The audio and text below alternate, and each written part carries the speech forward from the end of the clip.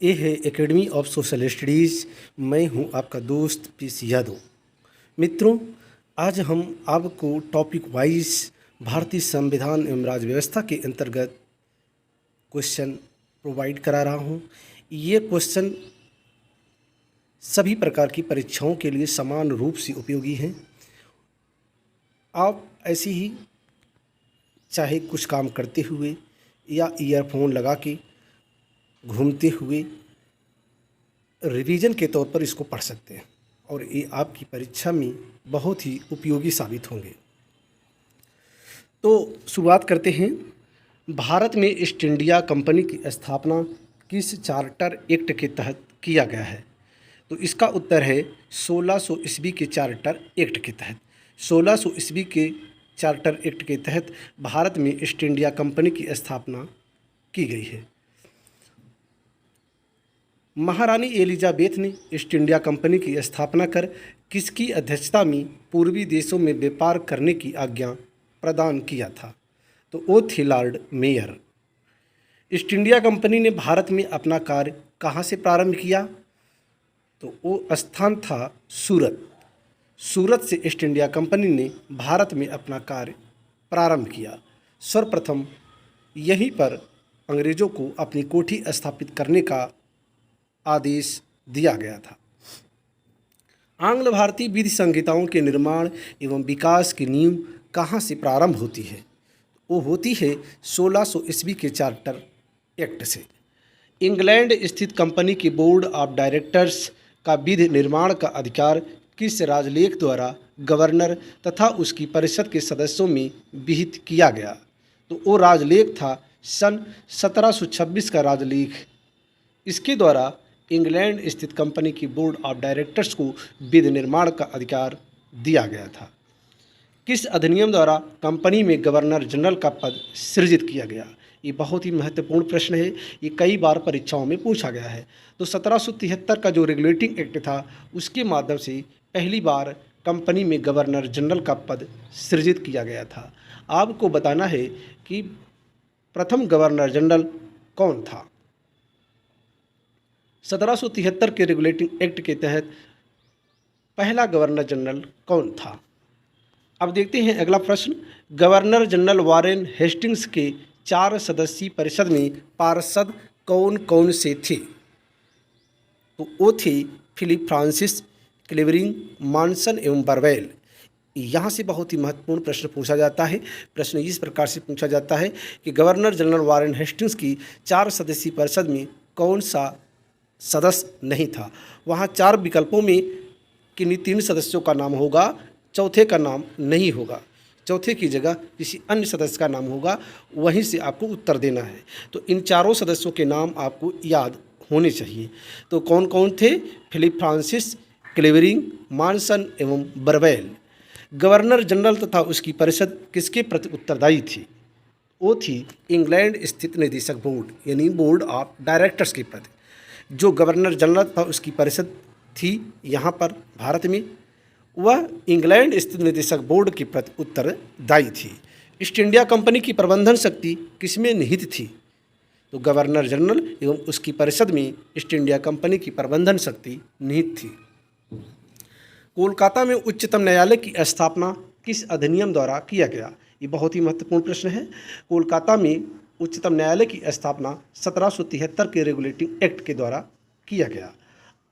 जब उच्चतम न्यायालय की स्थापना की गई तो वो साल था 1774। उच्चतम न्यायालय में कितने न्यायाधीश सदस्य थे तथा मुख्य न्यायाधीश कौन था? तो 4 सदस्य थे। मुख्य न्यायाधीश सर एलिजाह इम्पे थे। जो उच्चतम न्यायालय बनाया गया उसमें कुल 4 सदस्य थे। मुख्य न्यायाधीश सर एलिजाह इम्पे थे। किस अधिनियम द्वारा भारत के गवर्नर जनरल और उसकी काउंसिल को नियम तथा अध्यादेश जारी करने की शक्ति प्रदान की गई? तो वो एक्ट था रेगुलेटिंग एक्ट। रेगुलेटिंग एक्ट 1773 के तहत भारत के गवर्नर जनरल और उसकी काउंसिल को नियम तथा अध्यादेश जारी करने की शक्तियाँ प्रदान की गई। किस अधिनियम के द्वारा भारतीय लोगों से उपहार व रिश्वत लेने को प्रतिबंधित कर दिया गया? तो वो अधिनियम था 1773। यहाँ से प्रश्न पूछा गया है कि किस एक्ट के माध्यम से या किस अधिनियम के माध्यम से भारतीय लोगों से उपहार व रिश्वत लेने को प्रतिबंधित किया गया था। तो वो एक्ट है रेगुलेटिंग एक्ट। इस वीडियो में जो वन लाइनर जितने भी क्वेश्चन हैं ये किसी न किसी परीक्षाओं में पूछे गए हैं, तो इसलिए प्रत्येक प्रश्न की थी महत्ता है। तो आप प्रत्येक प्रश्नों को ध्यान से सुने और रिवीजन के तौर पर याद रखें। बंगाल का प्रथम गवर्नर जनरल कौन था? तो वो था वारेन हेस्टिंग्स। बंगाल का प्रथम गवर्नर जनरल कौन था? Warren Hastings. जैसा कि अभी हमने बताया कि 1773 का जो रेगुलेटिंग एक्ट था उसी के माध्यम से पहली बार गवर्नर जनरल पद सृजित किया गया। रेगुलेटिंग एक्ट 1773 के तहत कोलकाता में उच्चतम न्यायालय की स्थापना कब की गई? तो वो साल था 1774। ईस्ट इंडिया कंपनी पर संसदीय नियंत्रण का प्रथम प्रयास किस अधिनियम द्वारा किया गया? ईस्ट इंडिया कंपनी पर भी संसदीय नियंत्रण लाया गया, तो वो था रेगुलेटिंग एक्ट 1773। 1773 के रेगुलेटिंग एक्ट के द्वारा ईस्ट इंडिया कंपनी पर संसदीय नियंत्रण करने का पहली बार प्रयास किया गया। 1765 ईस्वी को एंग्लो इंडियन इतिहास का युग प्रवर्तक काल किसने कहा? तो वो कहा इल्बर्ट ने। इल्बर्ट महोदय ने 1765 ईस्वी को एंग्लो इंडियन इतिहास का युग प्रवर्तक काल कहा था। किस अधिनियम द्वारा भारतीय लोगों से उपहार व रिश्वत लेने को प्रतिबंधित किया गया? ये प्रश्न रिपीट किया गया है, तो वो एक्ट है 1773 का रेगुलेटिंग एक्ट। अब देखते हैं अगला प्रश्न। किस एक्ट के द्वारा सर्वोच्च न्यायालय की अधिकारिता से गवर्नर जनरल इन काउंसिल को मुक्त कर दिया गया था? यानी वह कौन सा एक्ट था जिस एक्ट के द्वारा गवर्नर जनरल और उसके काउंसिल को इससे मुक्त कर दिया गया? किससे? सर्वोच्च न्यायालय की अधिकारिता से। तो वो था 1781 का सेटलमेंट एक्ट। सर्वोच्च न्यायालय की राजस्व अधिकारिता को किस एक्ट के द्वारा समाप्त किया गया? तो वो एक्ट था 1781 का सेटलमेंट एक्ट। सर्वप्रथम किस गवर्नर जनरल को तथा किस अधिनियम द्वारा गवर्नर जनरल तथा मुख्य सेनापति दोनों की शक्तियां प्रदान की गई? ये बहुत ही महत्वपूर्ण प्रश्न है। सर्वप्रथम किस गवर्नर जनरल को तथा किस अधिनियम के द्वारा गवर्नर जनरल तथा मुख्य सेनापति दोनों की शक्तियां प्रदान की गई? तो लॉर्ड कॉर्नवालिस वो प्रथम गवर्नर जनरल थे और वो अधिनियम था 1786 का अधिनियम। 1786 के अधिनियम के द्वारा लॉर्ड कॉर्नवालिस को गवर्नर जनरल और मुख्य सेनापति दोनों की शक्तियां प्रदान की गई। किस अधिनियम के द्वारा कंपनी के व्यापारिक एवं राजनीतिक कार्यों को एक दूसरे से पृथक कर दिया गया? एक और महत्वपूर्ण प्रश्न, वह कौन सा अधिनियम था जिस अधिनियम के द्वारा कंपनी के व्यापारिक और राजनीतिक कार्यों को एक दूसरे से पृथक कर दिया गया? तो वो अधिनियम था पिट्स इंडिया एक्ट 1784। अगला प्रश्न है, कंपनी के कर्मचारियों पर उपहार लेने पर प्रतिबंध कब लगा दिया गया? 1784 का जो पिट्स इंडिया एक्ट था उसमें कंपनी के कर्मचारियों पर उपहार लेने पर प्रतिबंध लगा दिया गया। कंपनी के मामलों में ब्रिटिश सरकार का पहली बार कब नियंत्रण स्थापित हुआ? तो वो था एक्ट 1784 का पिट्स इंडिया एक्ट।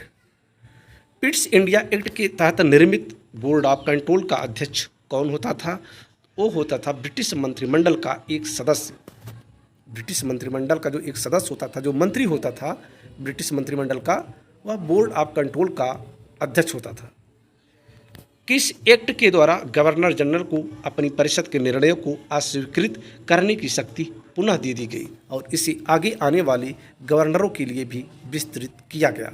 ये बहुत ही महत्वपूर्ण शक्ति थी जिसके माध्यम से गवर्नर जनरल को अपनी परिषद के निर्णयों को अस्वीकृत करने की शक्ति दी गई। तो वो एक्ट था चार्टर एक्ट 1793। नियंत्रक मंडल के सदस्यों को भारतीय राजस्व से वेतन देने का प्रावधान किस अधिनियम के तहत किया गया? बहुत ही महत्वपूर्ण प्रश्न है। आपको मालूम है कि नियंत्रक मंडल में ब्रिटिश सदस्य होते थे। सोचने की बात थी कि उनको जो वेतन दिया जाता था वो भारतीय राजस्व से दिया जाता था। तो भारतीय राजस्व से वेतन देने का प्रावधान किस अधिनियम के तहत किया गया? वो था 1793 का राजलेख। इसके माध्यम से उनको वेतन देने की जो व्यवस्था की गई, ये लंबे समय तक ऐसा चलता रहा। ईसाई मिशनरियों को भारत में धर्म प्रचार की अनुमति कौन सा राजलेख प्रदान करता है? ये प्रश्न पूछा गया है कि ईसाई मिशनरियों को भारत में धर्म प्रचार की अनुमति कौन सा राजलेख प्रदान करता है? तो वो है 1813 का राजलेख। 1813 का राजलेख, इसके माध्यम से ईसाई मिशनरियों को पहली बार भारत में धर्म प्रचार करने की अनुमति प्रदान की गई। 1813 के चार्टर द्वारा भारतीयों की शिक्षा पर व्यय के लिए कितनी राशि नियत की गई थी? तो वो राशि थी 1 लाख रुपए। पहली बार शिक्षा पर, यानी भारतीयों की शिक्षा पर कंपनी के द्वारा ये राशि नियत की गई थी। कितनी थी? 1 लाख रुपए। और वो एक्ट था चार्टर एक्ट 1813। भारत में आकर बसने तथा व्यापार करने के लिए आने वाले अंग्रेजों को लाइसेंस लेना किस चार्टर द्वारा अनिवार्य कर दिया गया? वो था चार्टर एक्ट 1813। 1813 के चार्टर अधिनियम के द्वारा भारत में आकर बसने तथा व्यापार करने के लिए आने वाले अंग्रेजों को लाइसेंस लेना अनिवार्य कर दिया गया। किस अधिनियम के द्वारा गवर्नर जनरल के सदस्यों की संख्या 4 से 3 कर दी गई, जिसमें एक प्रांत का मुख्य सेनापति होना अनिवार्य था? आपको हमने बताया था कि गवर्नर जनरल के सदस्यों की संख्या 4 थी, और वो किस एक्ट के माध्यम से? रेगुलेटिंग एक्ट के माध्यम से। अब यहाँ पर सदस्यों की संख्या 4 से 3 कर दी गई, तो वो एक्ट था 1784 का पिट्स इंडिया एक्ट। तो आज का वीडियो यहीं पर समाप्त होता है। अगली बार ऐसी ही वन लाइनर की बेहतरीन क्वेश्चन लेकर फिर उपस्थित होंगे। तब तक के लिए जय हिंद, जय भारत।